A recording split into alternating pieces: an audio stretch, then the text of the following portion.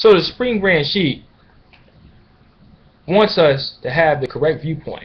The Prophet wanted us to have the correct viewpoint. Almighty God Allah wants us to have the correct viewpoint.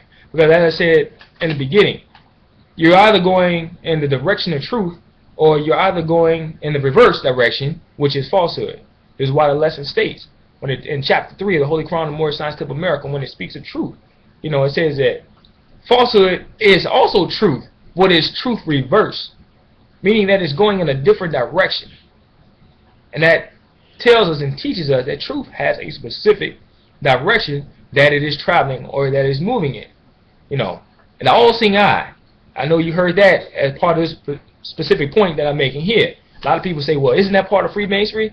Well, of course it is. But where did they get this from? They got it from the Muslims. The all-seeing eye represents the all-seeing eye of Almighty God Allah, and this is found on our religious charter. And I will have a picture or copy of that on a later video. If I wasn't thinking, I would have had it available for this demonstration so that I could show you that it was there. But many people try to take these things that have always been ours and symbols of ours, and because others have come later, Johnny-come-latelys have come later and saw the value and wisdom in the symbols that we have and taken them and used them for their own organizations. Now these things belong to them, and now the original owners are borrowing from the people who we gave the stuff to. That makes absolutely no sense whatsoever.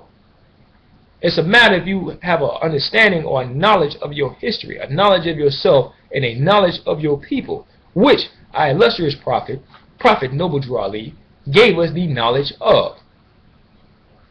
And no, Prophet Noble Drew Ali was not a Freemason. He wasn't a Shriner. He wasn't any of these other things that people claim that he was.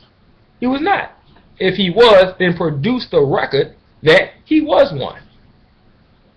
The Masons have record books all the way back to Prince Hall. They should be able to produce the membership logbook from the 20s showing Prophet Noble Drew Ali's name in it. Their Shriners keep records.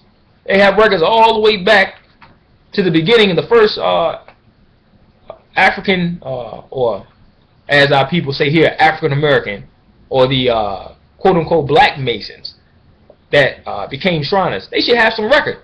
If Prophet Noble Drew Ali was in fact a Shriner, produce the record. A dues card, the membership log, something. I'm still waiting to see one of those. But we have our own people, or supposed to be our own people, running around saying the Prophet was a Mason. And that stupidity makes absolutely no sense whatsoever. The Prophet was a true and divine prophet of Almighty God Allah, sent to redeem the lost Asiatic man, who are now referring to themselves as black, Negroes, and African Americans, and all that other type of stuff. Next thing you know, it'll be a new name in the next 10, 15 years, if not sooner. That's for people who don't know themselves. The Chinese man been Chinese the whole time.